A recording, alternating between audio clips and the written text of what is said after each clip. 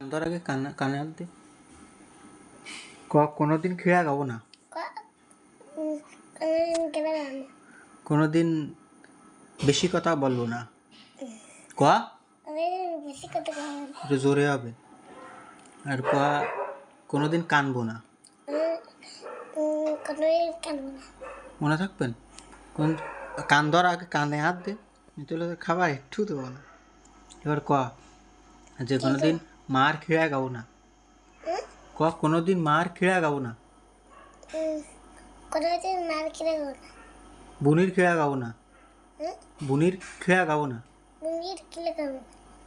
আর এখন আপাতত 3টি খিড়া গা।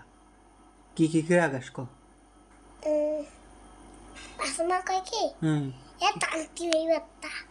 ও না খিড়া, কি খিড়া গাছ তুই?